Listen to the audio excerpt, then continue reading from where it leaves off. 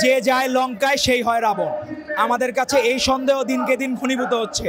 আজকে আমাদের এই তারুণ্যের রাজনৈতিক অধিকার সমাবেশ, প্রতিষ্ঠার সমাবেশ আয়োজিত হচ্ছে ঢাকা বিভাগ, সিলেট বিভাগ, ময়মনসিংহ বিভাগ এবং ফরিদপুর বিভাগের আয়োজনে। সারা বাংলাদেশে আপনি দেখবেন তিনটি তারুণ্যের রাজনৈতিক অধিকার প্রতিষ্ঠার সমাবেশ হয়েছে। প্রথমটি চিটাগাং, তারপরটি খুলনা, তারপরটি বগুড়ায়, এবং সফলভাবে সমাবেশ হয়েছে। আজকে প্রায় 15 লাখের অধিক তরুণ এই ঢাকা শহরে জমায়েত হবে ইনশাল্লাহ। যারা তরুণদেরকে শুধুমাত্র বেচা বিক্রি করে নতুন একটি রাজনৈতিক দল, তাদেরকে মনে হয় তারা সকল তরুণ পকেটে নিয়ে ঘুরে।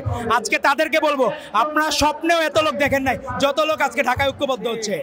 এবং আপনাদের জন্য আহ্বান থাকবে, ভারপ্রাপ্ত চেয়ারম্যান জনাব তারেক রহমান রাষ্ট্র মেরামতের 31 দফা প্রস্তাবনা দিয়েছেন, তার বাইরে আর কোনো প্রস্তাবনা নাই।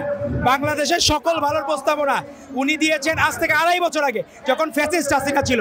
আপনারা যখন ফ্যাসিস্ট হাসিনা ছিল তখন সব বিলাই হয়ে হলে বসে মাগনা খাইতেন, ফ্রি খাইতেন, ফ্রি হলে থাকতেন এবং গুণগান করতেন শেখ মুজিব, শেখ হাসিনা।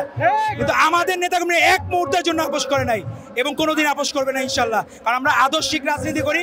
বাংলাদেশি জাতীয়তাবাদকে যেই রাজনীতি বীজ বপন করে দিয়ে গেছেন আমাদের শহীদ রাষ্ট্রপতি, মহান স্বাধীনতা ঘোষক জিয়াউর রহমান বীরুত্তম, তারই ধারাবাহিকতায় আপসহীন দেশনীতি এবং খালেদা এবং তার আপসহীনতার প্রতীক হয়ে উঠেছেন তিনি, এবং তারই যোগ্য উত্তরসূরি আমাদের ভারপ্রাপ্ত চেয়ারম্যান জনাব তারেক রহমান। উনি 31 দফার যে প্রস্তাবনা দিয়েছেন, রাষ্ট্রের জন্য যত ভালো, বাংলাদেশ যত ভালো, সব প্রস্তাবনা দিয়ে আছে। সেটি বাস্তবায়ন হলে, বাংলাদেশের সুষ্ঠু নির্বাচন হলে বিএনপি ভূমিধস বিজয়ের মাধ্যমে রাষ্ট্র ক্ষমতা অধিষ্ঠিত হবে ইনশাল্লাহ, এবং 31 দফা বাস্তবায়ন সম্ভাবনার মাধ্যমে বাংলাদেশের জনগণের ভাগ্যের উন্নয়ন করা সম্ভব হবে ইনশাল্লাহ। যে যায় লঙ্কায় সেই হয় রাবণ। আমাদের কাছে এই সন্দেহ দিনকে দিন ঘনীভূত হচ্ছে। ক্ষমতার মধ্যে কি মধু আছে? আপনি দেখবেন তথ্য মন্ত্রণালয়, স্থানীয় সরকার মন্ত্রণালয়, ছাত্র প্রতিনিধিরা, কোনোদিন কোনো ছাত্র প্রতিনিধি 52 ভাষা আন্দোলন, 71-এর মুক্তিযুদ্ধ, 90-এর গণ অভ্যুত্থান, কোনোদিন তারা রাষ্ট্রের স্টেক হোল্ডার হতে চায় না সরকারে। তারা তাদের কর্মক্ষেত্রে ফেরত গেছে। এই প্রথম তাদের কি মধু আছে বা মোহ আছে, এই মন্ত্রণালয়গুলো তারা ধরে রেখেছেন। এবং তাদের এপিএসের, যেটা লীগের আমলে আমরা দেখেছি হাসিনা দাম্ভিকতার সাথে বলতো তার এক পিয়ন 400 কোটি টাকার মালিক, আজকেও দেখতেছি একজন মন্ত্রী মাত্র 4 মাসে। তো আমার মনে হয় সোনার খনি এখন ডায়মন্ডের খনি হয়ে গেছে। এখন যারা ছাত্র প্রতিনিধি বিভিন্ন জায়গায় দায়িত্বে, সেই জায়গায় তারা মনে হচ্ছে আমাদের ডক্টর মোহাম্মদ ইউনূস সাহেবের মতো একজন ভদ্রলোককে, ইন্টারন্যাশনাল ফিগারকে তারা বিতর্কিত করার চেষ্টা করছে। আমরা স্যারকে অনুরোধ করবো, স্যার আপনি একজন সজ্জন মানুষ, মানুষের কাছে সুষ্ঠুভাবে আপনাকে নির্বাচন উপহার দিলে ডিসেম্বরের মধ্যে মানুষজন আপনাকে মাথার মুকুট করে রাখবে। আপনি আশা করি সেটি মাথা রাখবেন। আমাদের উদ্দেশ্য মেয়রশিপ না।